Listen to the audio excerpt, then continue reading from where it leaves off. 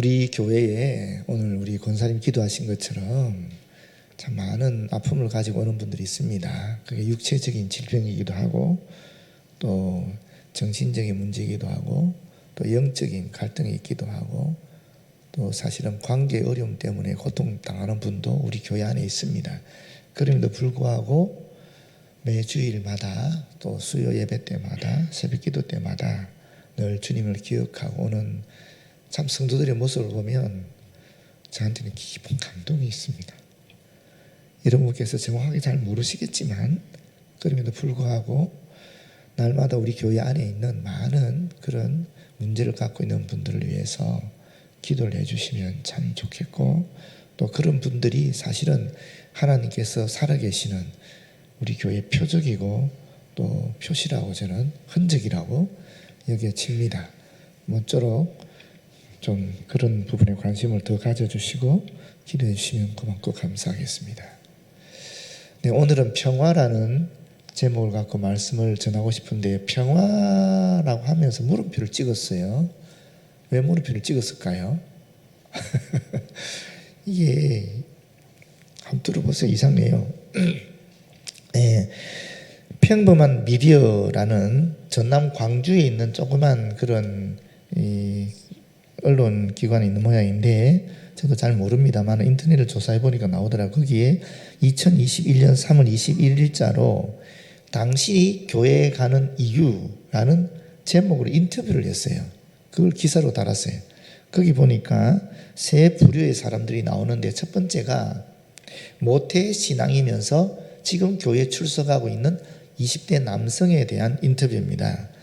기자가 이렇게 물어봐요. 일요일마다 교회 다니는 것이 번거롭지는 않은가? 이렇게 대답합니다. 어렸을 때부터 다녔던 것이라 딱히 습관이 돼서 번거롭다거나 부담스럽지는 않다. 친한 사람들도 많다. 부모가 독실한 신자라고 했는데 본인은 신앙을 갖고 싶지 않다거나 그런 생각은 안 해봤나? 그러니까 딱히 교회를 다니는 것에 거부 반응이 없다. 부모의 생각처럼 하나님이 항상 감사드리고 있다. 교회를 다니면서 기도를 하면 마음이 정말 편안해진다. 부모와 함께 교회에 가고 신앙생활을 하는 것이 너무 좋고 만족스럽다. 일반적으로 모태신앙으로 믿게 된 사람들은 나처럼 만족스러워하는 것 같다. 이 첫 번째 인터뷰입니다. 두 번째는 모태신앙인데 지금은 교회 출석하지 않고 있는 20대 여성의 이야기입니다. 부모께서 독실한 신자인데 지금 교회 다니지 않는 이유가 무엇인가? 어렸을 때 부모가 독실한 신자였기 때문에 나도 당연히 교회 갔다. 당연한 것이라고 생각했다.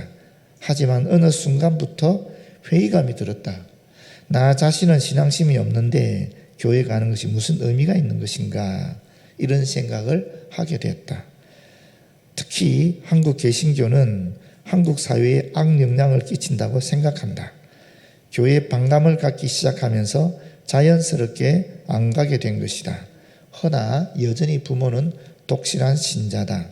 계속 나에게 교회를 다니라고 잔소리를 한다. 압박을 한다. 그러나 나는 더 이상 교회 가고 싶지 않다. 교회 문제로 부모와 다투는 일이 많아 관계 자체도 안 좋은 것 같다. 부모와 이러한 종교적 불일치를 주제로 진솔하게 대화를 해봤는가? 대화는 해봤지만 워낙 독실하고 고집이 있는 편이라 어느새 막혔던 것 같다. 그래서 나도 부모도 그냥 설득을 그만두게 되더라. 그래서 지금은 서로 인정을 하면서도 약간 소원하게 지내고 있는 것 같다. 이게 모태신앙이면서 교회 다니지 않는 분과의 대화였습니다. 세 번째는 기독교 가정이 아닌데 교회에 출석하게 된 성도와의 대화인데 이분은 30대 남성입니다. 어떤 계기로 교회를 열심히 다니게 되었는가? 그렇게 물으니까 나는 원래 무교였다. 종교에 관심이 없는 사람이었다. 그런데 어느 순간 하던 일이 잘 안 풀리면서 건강에 이상이 왔다. 몸도 마음도 우울해하는 중에 한 친구가 교회 같이 가보지 않겠냐고 하더라. 그래서 그냥 따라가서 기도를 했는데 뭔가 마음이 편안해지는 것을 느꼈다.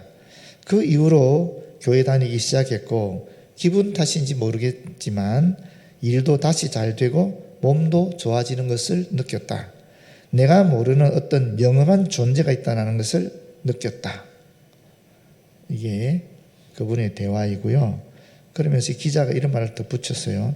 이분은 원래 무신론자였다가 우연한 계기 또는 마음의 안식 때문에 교회를 다니게 되는 경우이다. 말로 설명을 할 수 없는 체험을 했다는 경험담들이 많다. 이러면서 교회 다닌다는 거죠. 교회 다니는 분들을 보게 되면 왜 다니냐 물어봤을 때 일반적으로 하시는 말씀이 이와 같다라는 겁니다. 마음이 편안해져서 마음의 평안이 깃드니까 교회를 다닌다라는 것입니다.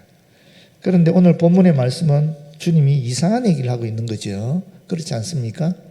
오늘 본문은 뭐라 그럽니까? 내가 세상에 화평을 주러 온 줄로 생각하지 말라. 화평이 아니요 금을 주러 왔다.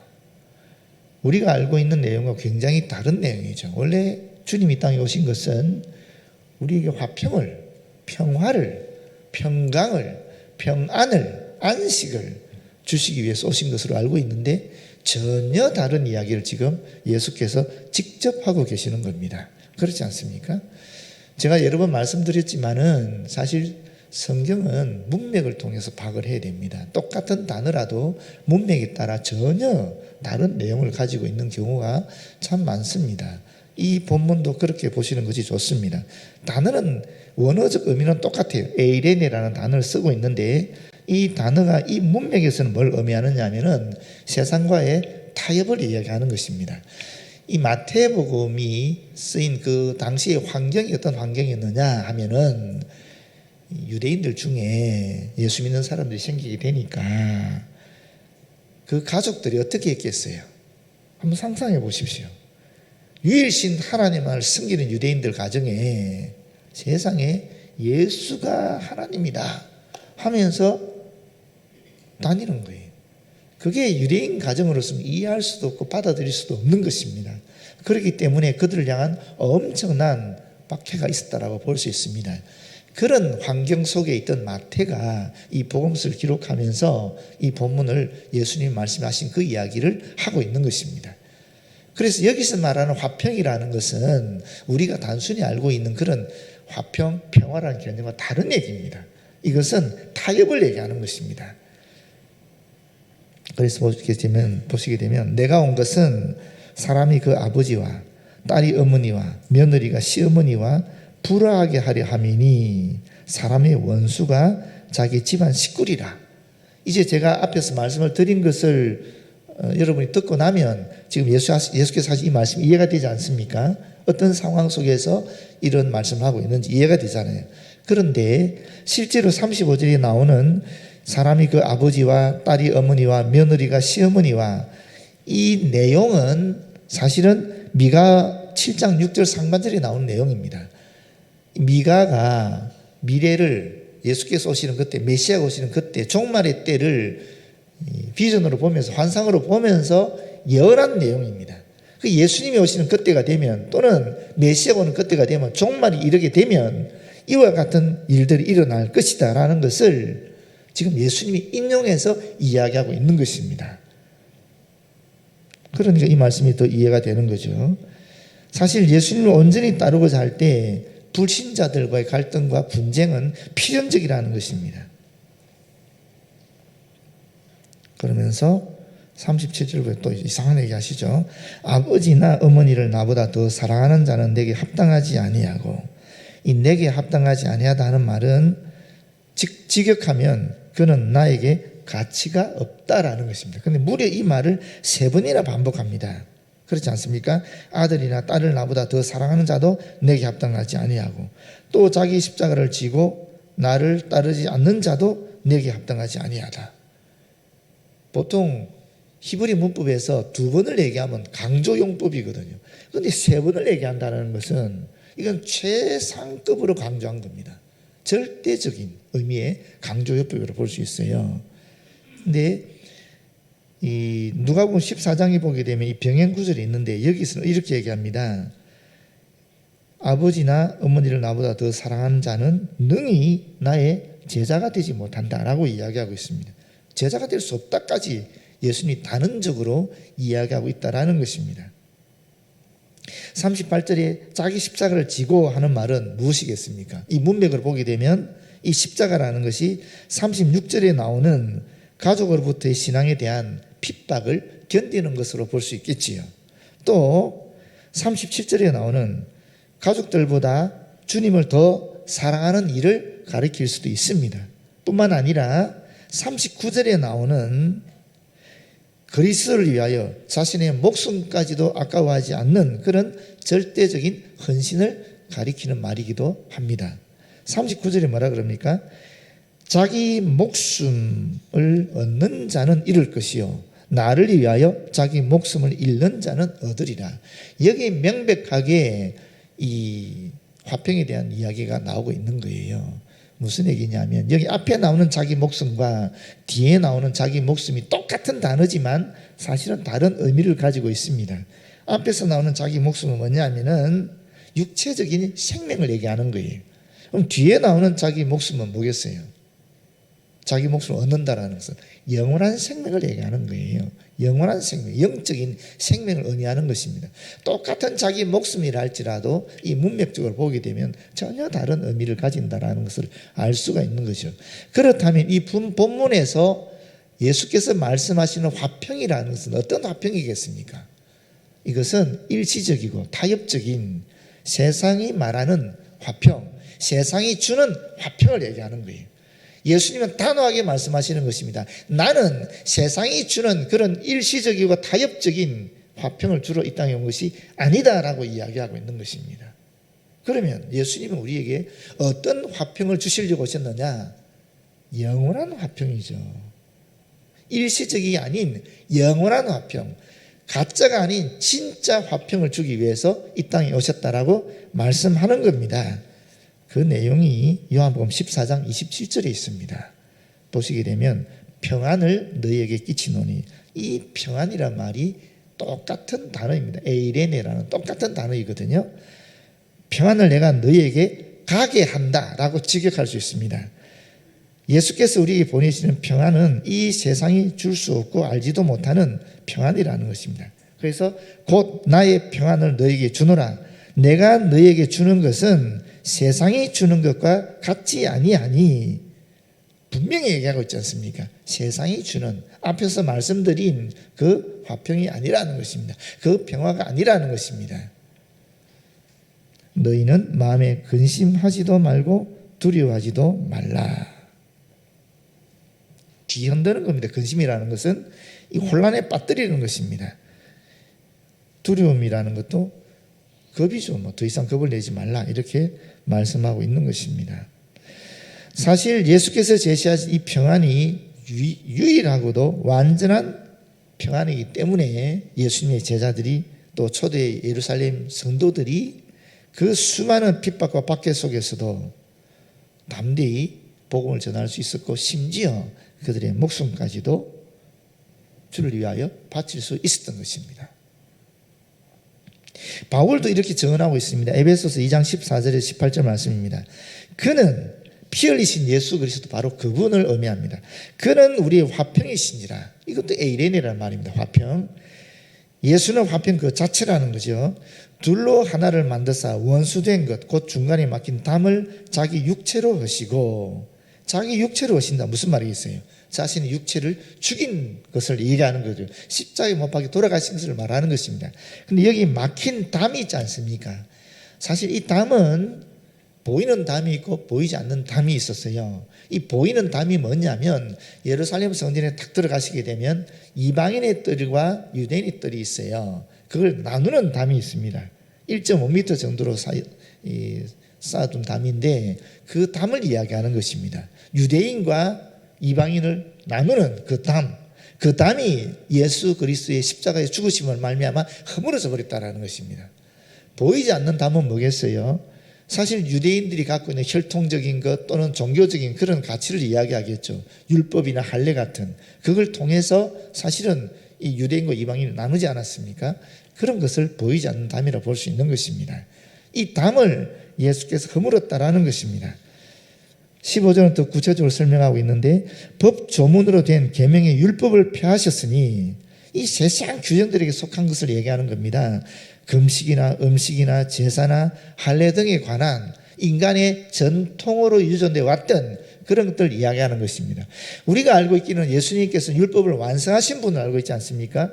내가 율법을 폐하러 온 것이 아니다, 완성하러 왔다 그러지 않습니까? 그 완성이라는 의미는 무엇인가? 원래 율법이 가지고 있었던 본질적인 의미를 다시 회복시키고 그 의미를 완성시켰다라는 것이거든요. 그 율법을 완성시켰다라는 것입니다.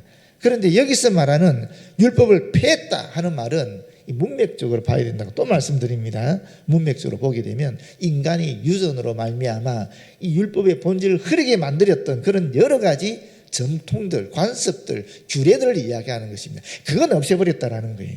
그래서 어떤 성경에 보게 되면 아니 성경에 예수께서 율법을 완성했다 그러고 여기는 보니까 율법을 폐했다 그러는데 뭐가 옳은 것이냐? 이건 문맥을 파악하지 못함에 오는 어리석은 질문이라는 것을 기억하시길 바랍니다.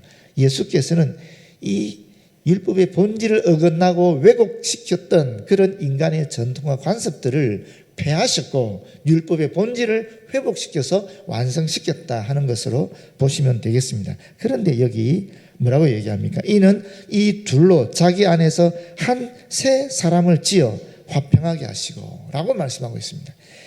여기 보시게 되면 이 새로운이라는 말이 있죠. 질적으로 전혀 새롭다라는 의미거든요. 그리고 지어, 창조하다는 말 아니겠습니까? 짓는다는 창조하다는 의미거든요. 그렇다면은 지금 이 말씀은 엄청난 우리에게 소망이 되고 위로가 되는 말씀이 되는데 아담의 불순종으로 인해서 우리는 어떻게 됐습니까? 인간은 죄를 짓게 되었고 그 순간 하나님 형상이 파괴되면서 영원한 생명을 얻을 수 있는 가능성이 없어져 버린 것입니다. 인간이 선을 행할 수 있는 그런 것들이 사라져 버린 거예요. 그런데 예수 그리스도를 믿음으로 말미암아 우리에게 어떤 현상이 일어나느냐? 질적으로 전혀 새로운 존재로 인간으로 내가 재창조된다라는 말입니다.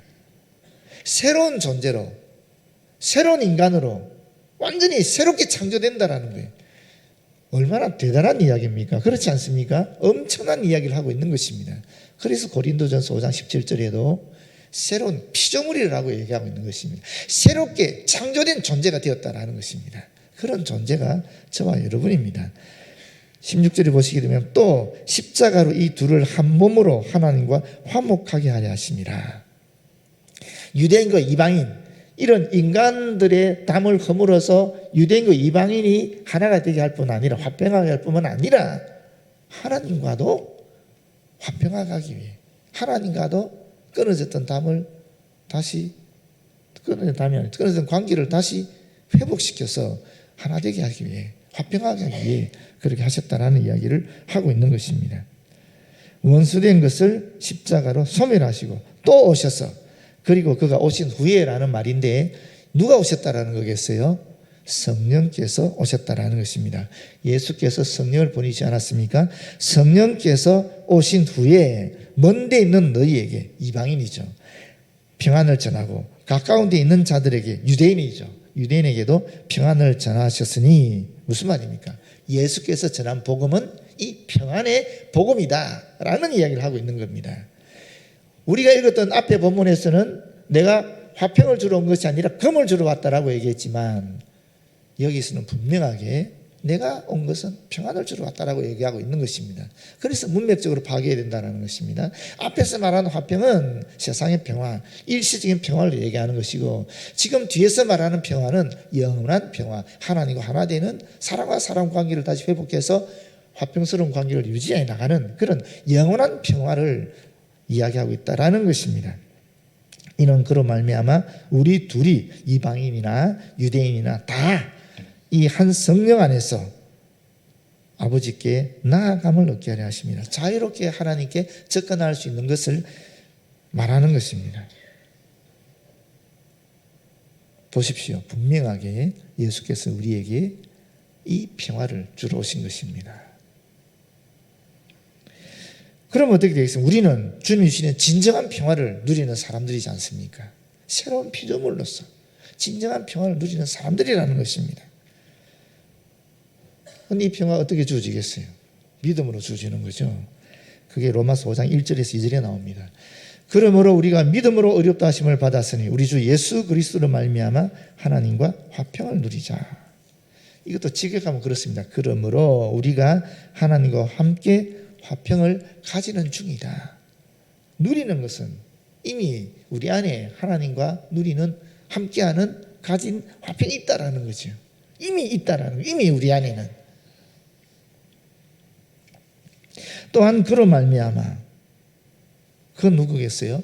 예수 그리스도를 말하는 겁니다. 예수 그리스도의 소개로 하는 뜻으로 볼 수 있겠습니다. 우리가 예전에 왕을 만나러 가면 어떻게 됩니까? 왕의 부름이 있어야 되는 거죠. 왕이 불러서 갔어요. 갔더라도 그냥 들어갈 수 있습니까? 왕궁을 감히 안내하는 사람이 있어야 되는 거죠.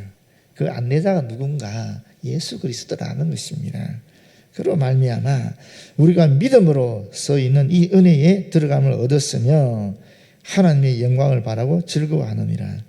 예수님에 대한 믿음이 우리에게 소망을 주었고 이 소망이 우리의 자랑이고 기쁨의 근거가 된다 하는 말씀을 하고 있습니다.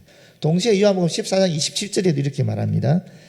이 평화는 기도로 또한 우리에게 주어진다는 것을 말씀하고 있는데 아무것도 염려하지 말고, 염려라는 것은 문제거리로 인식하는 것을 얘기하는 것이죠. 그것 때문에 고민하는 것을 얘기하지 않습니까? 그게 염려지 않습니까? 문제거리가 있는 거죠, 우리 안에.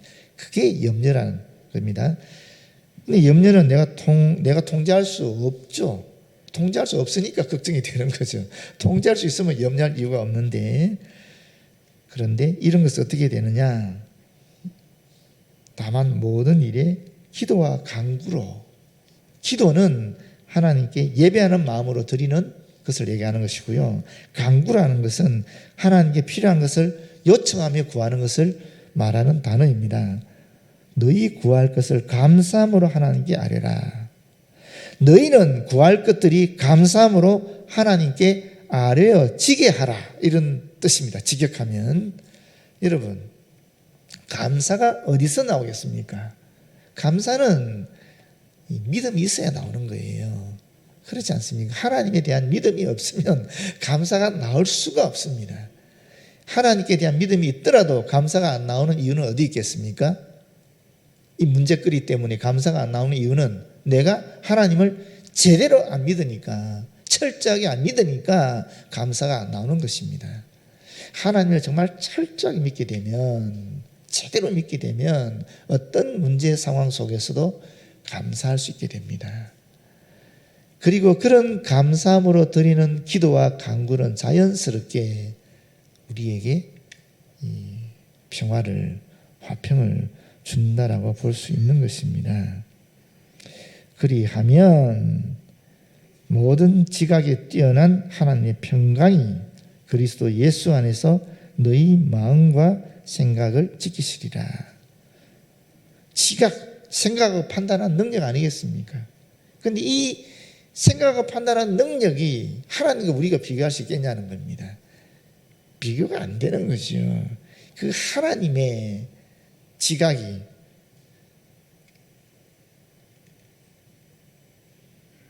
이제 우리 안에, 우리의 마음에, 우리의 생각에 평강을 부여한다라는 것입니다. 이 마음이라는 것은 심장을 의미하거든요. 심장은 우리 육체의 생명의 중심이잖아요. 우리 육체가 유지되는 중심이지 않습니까? 마찬가지로 거기서 파생되어서 이 마음이라는 것은 우리 존재 안에 있는 내면의 핵심을 얘기하는 거예요. 중심을 얘기하는 거예요.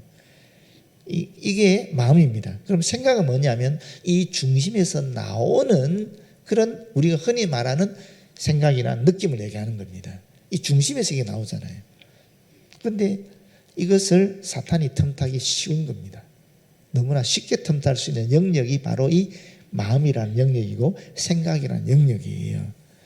그것을 하나님께서 막아주신다라는 겁니다. 그렇게 하게 되면 우리 안에 이 혼란스러운 근심이나 걱정이나 염려 같은 것이 자리 잡지 못하게 되는 거죠.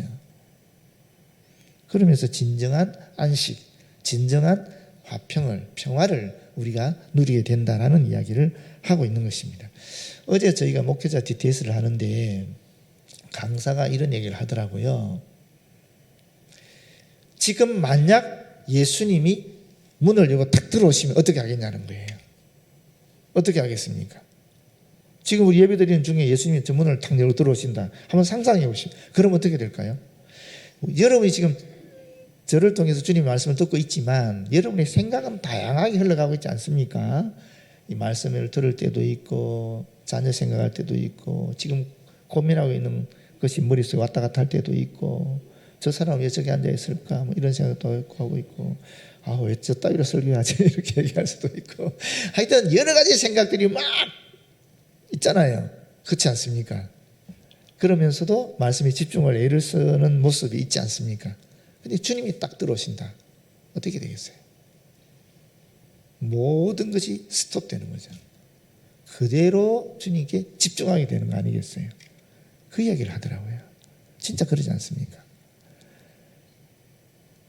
정말 우리가 예수님께 집중하게 되면 우리 주변에 일어나는 모든 문제거리들 전혀 생각하지 않는다는 것입니다. 그냥 주님을 바라보면서 그저 우리 안에서 기쁨이 넘치는 겁니다. 그저 우리 안에서 감사가 넘치는 겁니다. 그저 우리 안에서 화평이 넘치는 겁니다. 그 이야기를 하는 겁니다.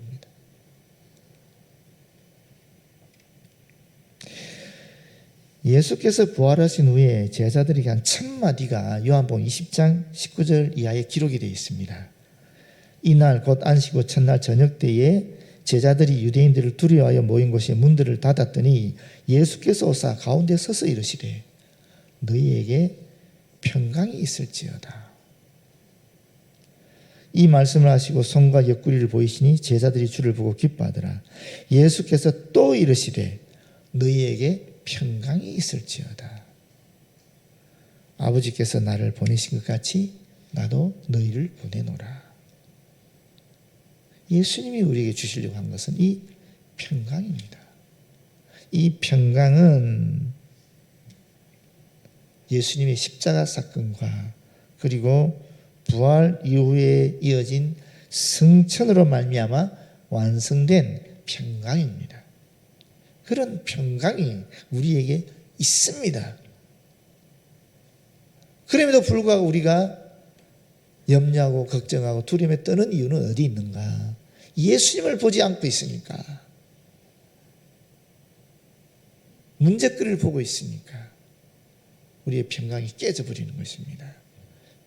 어떤 상황 속에서도 예수님을 보게 되면 주님이 주시는 이 영원한 평강을 우리가 누릴 수 있게 되는 것입니다. 제가 이야기 하나를 함으로 마치도록 하겠습니다.